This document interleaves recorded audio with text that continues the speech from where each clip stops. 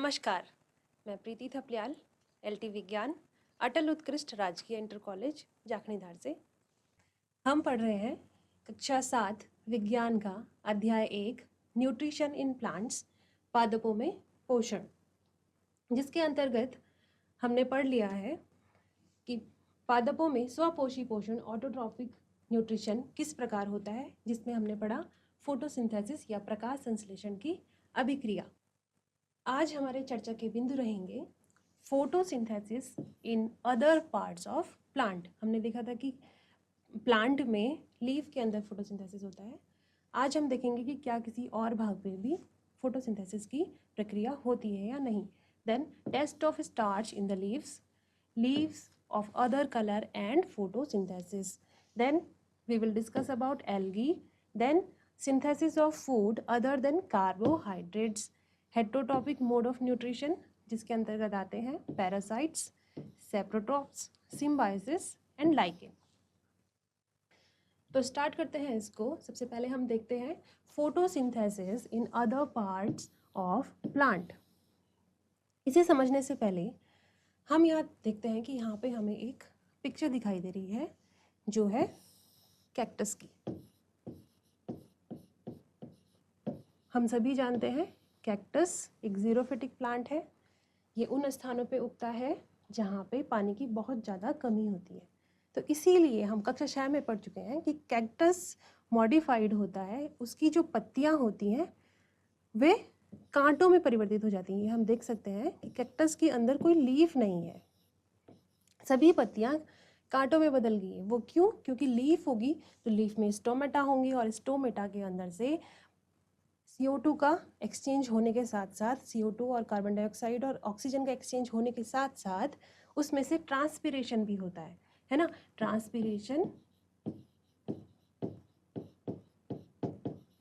Transpiration यानी कि पौधे के अंदर से पत्तियों से वाटर का loss in the form of vapour. तो अगर ये प्लांट पहले ही ऐसी कंडीशन में उग रहा है जहाँ पे पानी की कमी है और पत्तियाँ वहाँ पे होंगी, प्लांट के अंदर पत्तियाँ होंगी, उसमें स्टोमेटा होंगे और उससे ट्रांसपिरेशन की वजह से पानी का और भी ज़्यादा लॉस हो जाएगा। इसी कारण वे पत्तियाँ कांटों में बदल जाती हैं। ये हम देख सकते हैं, इसमें सभी पत्तियाँ कांटों में बदल गई हैं। तो हम यह जानना चाहते हैं कि जब इस पौधे के अंदर, जब इस प्लांट के अंदर लीव्स ही नहीं है तो ये प्लांट फोटोसिंथेसिस किस प्रकार करेगा। क्योंकि हमने देखा कि फोटोसिंथेसिस पौधे के पत्ती में होता है। लीफ को ही हम फूड फैक्ट्री या किचन कहते हैं। अब यहाँ पे क्या होता है, क्योंकि हम देख रहे हैं कि इसका जो स्टेम है, ये पूरा का पूरा स्टेम ग्रीन कलर का हमें दिखाई दे रहा है। इस स्टेम के अंदर ही ऐसे पौधों में फोटोसिंथेसिस की प्रक्रिया होती है। क्योंकि बेसिकली हमें फोटोसिंथेसिस के लिए क्या चाहिए? क्लोरोफिल होना चाहिए। तो वो क्लोरोफिल अगर स्टेम में है तो फोटोसिंथेसिस स्टेम के अंदर ही हो सकता है। So photosynthesis can also take place in other green parts of the plant, like in cactus, leaves are transformed into spines, so food is prepared in stem. क्योंकि leaves उसमें कांटों में बदल गई हैं तो फूड हमारा स्टेम में बन सकता है। आगे बढ़ते हैं। Food prepared by the plant. अब प्लांट ने जो फूड बनाया वो हमने देखा किस फॉर्म में बना था। एक बार इस फोटोसिंथेसिस की रिएक्शन को हम दोबारा देख लेते हैं। Carbon dioxide plus water gives in the presence of sunlight and chlorophyll sunlight को एब्जॉर्ब करता है और ये बनाते हैं C6H12O6 plus oxygen gas release करता है। अब जो पौधे ने खाना बनाया वह है ग्लूकोज।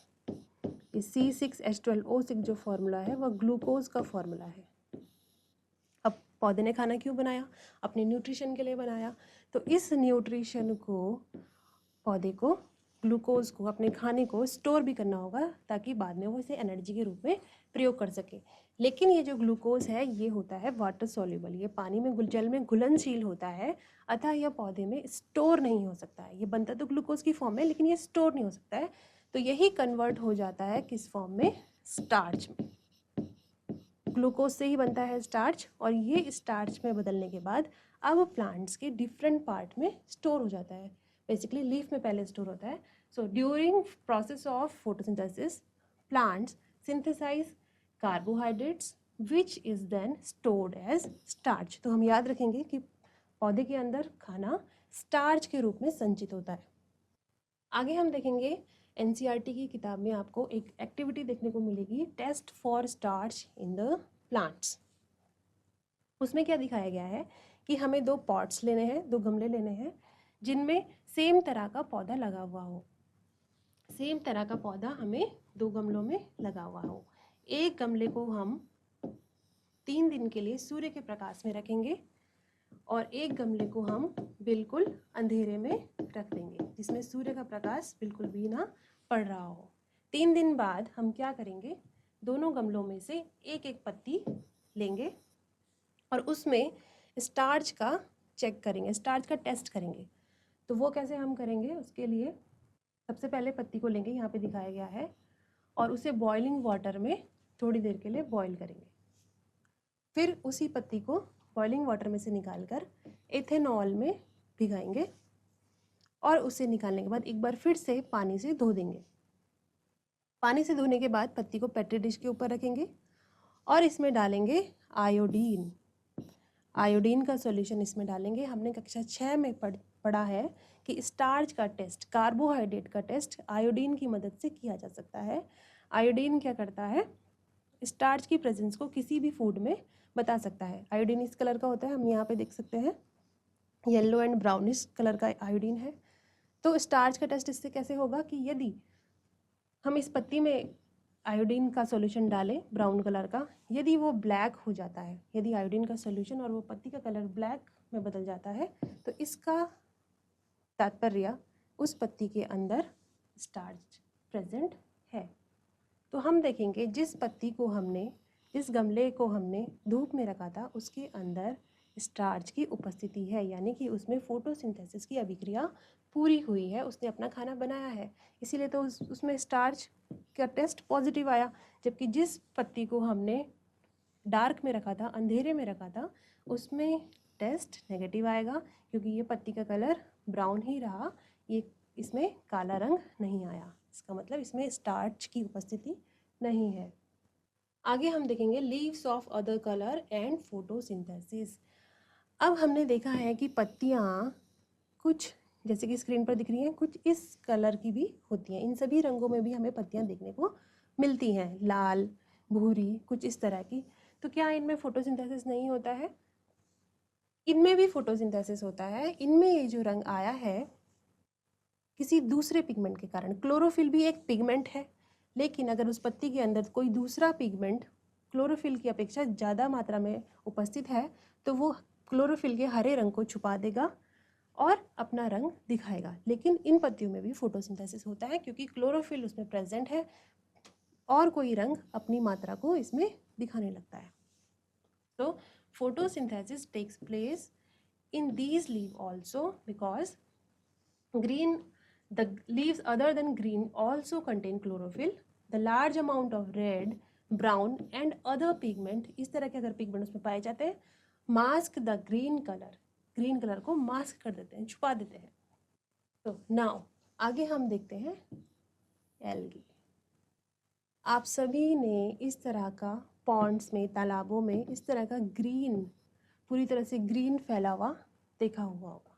ये slimy green patches in the ponds और stagnant water bodies, these are generally formed by the growth of organism called algae. ये स्टैग्नेंट वाटर, रुके हुए पानी में या पॉन्ड्स में या रिवर में इस तरह का जो पूरा ग्रीन फैला हुआ होता है उसका नाम होता है एल्गी। ये बहुत छोटे टाइनी प्लांट्स होते हैं। ये तो इनका पूरा एक ग्रुप है। इसके अंदर छोटे छोटे प्लांट्स होते हैं जो पूरा मिलके पूरे पॉन्ड में फैल जाते हैं और पूरे पॉन्ड को एक ग्रीन कलर प्रदान करते हैं। They are green in colour as they also contain chlorophyll. ये ग्रीन है क्योंकि इनके अंदर भी क्या है, क्लोरोफिल है, इसलिए ये भी अपना खाना खुद बना सकते हैं, ये भी फोटोसिंथेसिस कर सकते हैं। एल्गी के विषय में हम आगे की स्लाइड में और पढ़ेंगे। अब हम देखते हैं synthesis of plant food other than carbohydrates. तो जैसे कि हम जानते हैं प्लांट ने अपना खाना किस फॉर्म में बनाया, कार्बोहाइड्रेट की फॉर्म में। उसने लास्ट में ग्लूकोज बनाया था और उसको स्टोर किया था किसकी फॉर्म में, स्टार्च की फॉर्म में। ये दोनों ही कार्बोहाइड्रेट है। अब जिस तरह से हमें भी कार्बोहाइड्रेट के अलावा प्रोटीन, विटामिन एंड फैट्स की आवश्यकता होती है, प्लांट्स को भी चाहिए। तो प्लांट ने जो खाना बनाया वो सिर्फ अभी कार्बोहाइड्रेट बनाया, इसने प्रोटीन का सिंथेसिस नहीं किया है। अब हम देखते हैं कि कार्बोहाइड्रेट का जो सूत्र था, ग्लूकोज का सूत्र था, फॉर्मूला C6H12O6, अर्थात इसके अंतर्गत कौन कौन से तत्व हैं, कार्बन है, हाइड्रोजन है और ऑक्सीजन है। जबकि इसे अब प्रोटीन भी बनाना है, तो प्रोटीन का जो फॉर्मूला होता है, प्रोटीन के अंदर नाइट्रोजन तत्व की उपस्थिति भी होनी चाहिए। नाइट्रोजन से ही प्रोटीन का निर्माण होता है। अब क्या होता है, हमें पता है कक्षा 6 में हमने अध्ययन किया कि वायु में नाइट्रोजन की उपस्थिति सर्वाधिक होती है। वायु में काफ़ी अधिक मात्रा में नाइट्रोजन गैस होती है। तो प्लांट को नाइट्रोजन गैस की आवश्यकता है, लेकिन इस नाइट्रोजन को प्लांट डायरेक्टली कंज्यूम नहीं कर सकता। ये नाइट्रोजन डायरेक्टली प्लांट के अंदर एसिमुलेट नहीं होती है। तो इसके लिए हमारे सॉइल में कुछ बैक्टीरिया होते हैं, सर्टेन बैक्टीरिया आर देयर, जो क्या करते हैं, that convert gases nitrogen into usable form. क्योंकि जो गैस फॉर्म में नाइट्रोजन है वो प्लांट के किसी यूज़ की नहीं है, वो जब तक कन्वर्ट नहीं हो जाती नाइट्रेट्स में तब तक प्लांट्स उसको नहीं ले सकते। तो अब ये बैक्टीरिया जो हमें यहाँ पे दिखाई दे रहे हैं, ये बैक्टीरिया क्या करते हैं, प्लांट की एयर की नाइट्रोजन गैस को नाइट्रेट्स में बदल देते हैं और मिट्टी में मिला देते हैं। अब उस दूसरी फॉर्म को प्लांट इजीली ग्रहण कर सकता है, उसको एब्जॉर्ब कर सकता है। कुछ बैक्टीरिया लेग्यूमिनस प्लांट के, लेग्यूमिनेट्स यानी ये दलहनी जो जिनमें ऐसी फली होती हैं, ऐसे प्लांट की, जैसे कि मटर हो गया, इन प्लांट्स की कुछ बैक्टीरिया क्या होते हैं, इनकी जड़ों में भी उपस्थित होती है। यहाँ पे आप देख सकते हैं, यहाँ पे ऐसे रूट के नोड्यूल्स दिख रहे हैं। आपने देखा होगा कुछ जड़ों में से गांठें जैसी बनी हुई होती हैं, तो वो गांठें क्यों होती हैं, इसके अंदर होता है एक बैक्टीरिया। और ये बैक्टीरिया क्या करता है, इन्वायरमेंट में जो नाइट्रोजन प्रेजेंट है उसको बदल देता है नाइट्रेट में, और उस नाइट्रेट को प्लांट इजीली कंज्यूम कर सकते हैं। अब हम आगे देखते हैं, अभी तक हमने देखा प्लांट्स में autotrophic nutrition. Now heterotrophic nutrition in plants. So what is heterotropic nutrition?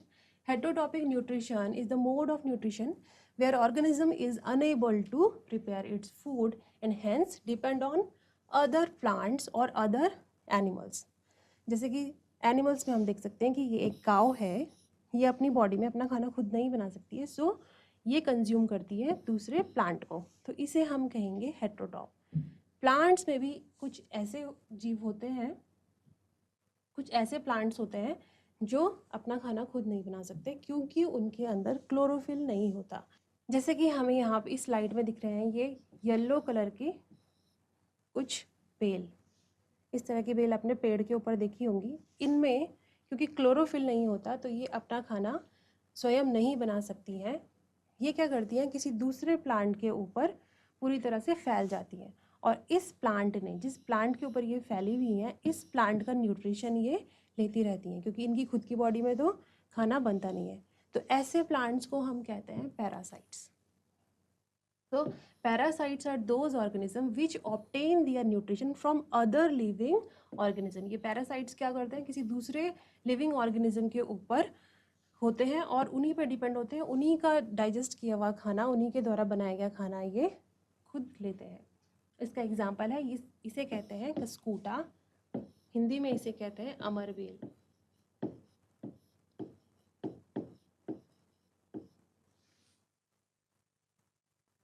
इसको अगर हम गौर से देखें तो ये कस्कूटा इस तरह से पूरी तरह से फैली हुई होती है होस्ट प्लांट के ऊपर। जिस प्लांट के ऊपर ये अमरबेल फैली हुई होती है उस प्लांट को बोलते हैं होस्ट, और ये कस्कूटा इस टाइम एक पैरासाइट है। तो इस तरह से ये पूरी तरह से लिपटी हुई होती है इसके स्टेम के ऊपर, और इसी से इसका पूरा पोषण ग्रहण करती है। इस तरह से आप इस डायग्राम में देख सकते हैं कि इस पूरे ही पेड़ के ऊपर एक पैरासिटिक प्लांट है जो इसका पूरा न्यूट्रिशन ले रहा है। आगे देखते हैं इंसेक्टिवोरस प्लांट्स।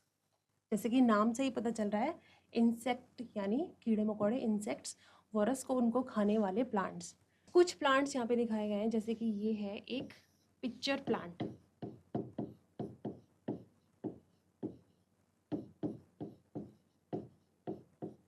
हिंदी में इसे कहते हैं घटपर्णी।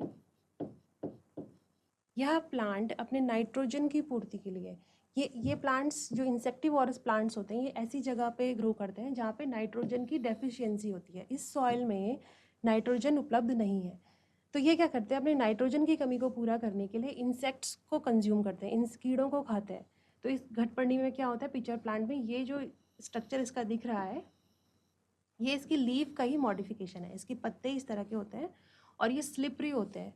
यहाँ पे अगर कोई इंसेक्ट आता है तो यहाँ से फिसल के, ये जो इसका पिक्चर जैसी शेप बनी हुई है, इसके अंदर फिसल के गिर जाता है और इसके अंदर भरे हुए होते हैं डाइजेस्टिव जूसेस, जो पूरी तरह से उस कीड़े को गला देते हैं और लास्ट में ये प्लांट उसका डाइजेशन करके उससे अपना न्यूट्रिशन प्राप्त करता है। सेम ये है वीनस फ्लाई ट्रैप।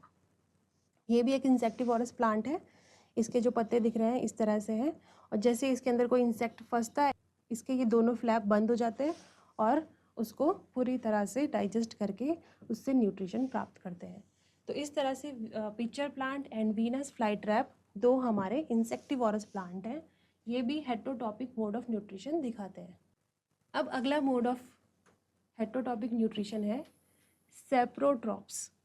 यहाँ पे कुछ ऑर्गेनिज्म दिख रहे हैं जो वाइट कलर के हैं। अब ये वाइट कलर के हैं, इसका मतलब इनके अंदर क्लोरोफिल की मात्रा बिल्कुल भी नहीं है। जब क्लोरोफिल की मात्रा इनके अंदर नहीं है तो ये अपना खाना खुद नहीं बना सकते हैं। तो ये क्या करते हैं, ये प्लांट्स डेड और डिकेइंग जगह पे उगते हैं। The organism that feed on dead and decaying are called saprotrophs. जो ऑर्गेनिज्म डेड और डिकेइंग जगह पे उग रहे होते हैं, जैसे कि सड़ी गली जगह पे या गीली मिट्टी में, इन्हें सेप्रोटॉप्स कहते हैं। इसका एग्जांपल है फंगाई। जो भी जितने भी फंगस हैं, जैसे कि इस ब्रेड में मोल्ड लगी हुई है, ये भी एक सेप्रोटॉप का एग्जांपल है। ये भी अपना खाना खुद नहीं बना सकते हैं। जब ब्रेड खराब होने लगती है तो उसके जो न्यूट्रिएंट्स हैं सड़ने गलने लगते हैं, तो उनको ये फंगस कंज्यूम करता है, ये मोल्ड कंज्यूम करता है।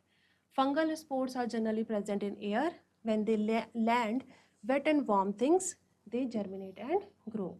तो ये क्या करते हैं, ये अपना रिप्रोडक्शन कैसे करते हैं, इनमें स्पोर्स होते हैं बहुत हल्के, और ये हवा के साथ उड़ के इधर उधर जाते रहते हैं, और जहाँ कहीं पे भी इन्हें वेट जगह मिलती है, नमी वाली जगह मिलती है, वहाँ पे ये उगना शुरू करते हैं और उस जगह से अपना न्यूट्रिशन प्राप्त करते हैं। जैसे कि मशरूम भी इसके अंतर्गत आते हैं।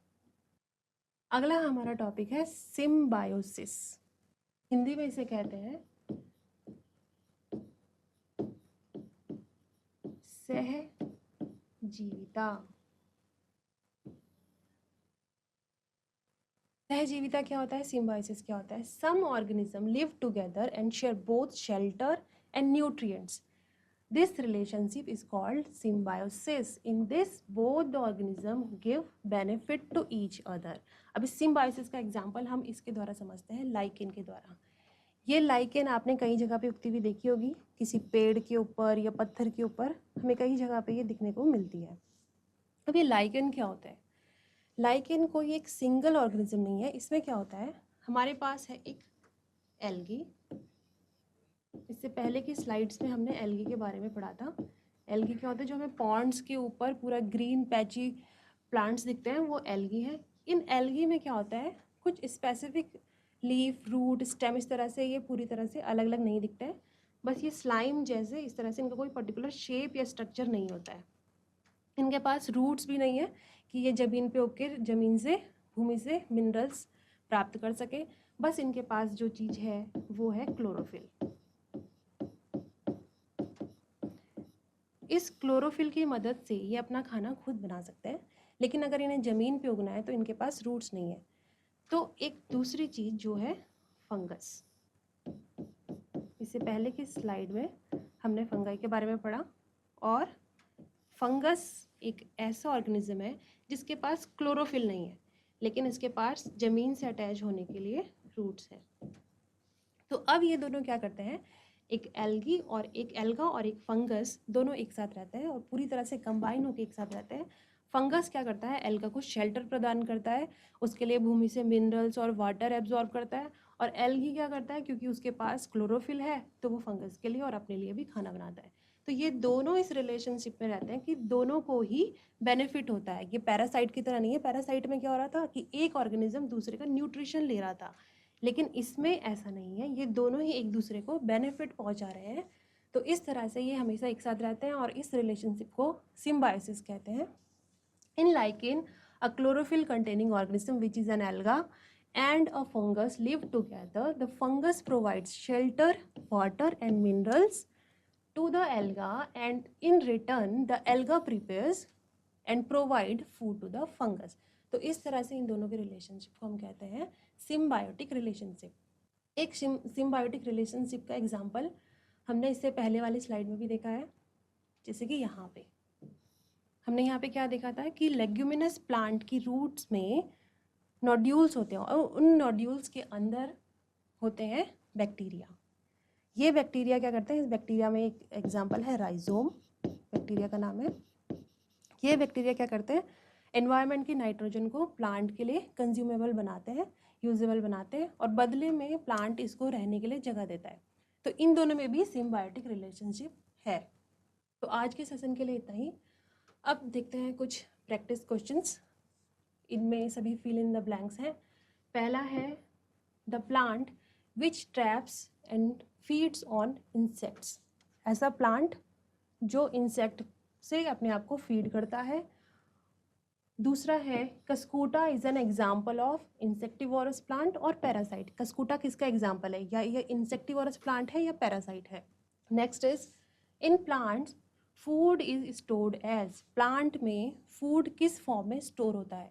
Next organism which take their nutrition from dead and decaying matter are called dash. Dead और डिकेइंग मैटर से अपना न्यूट्रिशन पोषण प्राप्त करने वाले प्लांट्स को क्या कहते हैं। एंड लास्ट है lichen is the association of dash and dash. Lichen किन दो ऑर्गेनिज्म के मिलने से बनता है। तो आज के सेशन में हमने देखा कि फोटोसिंथेसिस पौधे के अन्य भागों में किस प्रकार होता है। उसके बाद हमने देखा कि जो फूड प्लांट में सिंथेसाइज होता है वो किस रूप में स्टोर होता है। उसके बाद हमने देखा कि स्टार्च का टेस्ट हम किस प्रकार से कर सकते हैं पत्ती के अंदर। फिर हमने देखा कि जो अन्य कलर की पत्तियां होती हैं क्या उनमें फोटोसिंथेसिस होता है। उसके बाद हमने एल्गी के बारे में जाना। फिर हमने देखा कि नाइट्रोजन का अवशोषण पौधे द्वारा किस प्रकार किया जाता है। फिर हमने देखा प्लांट्स में कुछ हेटेरोटॉपिक न्यूट्रिशन के प्रकार, जैसे कि पैरासाइट, इंसेक्टिवोरस प्लांट्स, सेप्रोट्रॉप्स और सिम्बायोसिस और लाइकेन के बारे में जाना। तो आज के सेशन के लिए इतना ही। मिलते हैं एक नए अध्याय के साथ एक नए सेशन में। आप सभी का बहुत बहुत धन्यवाद।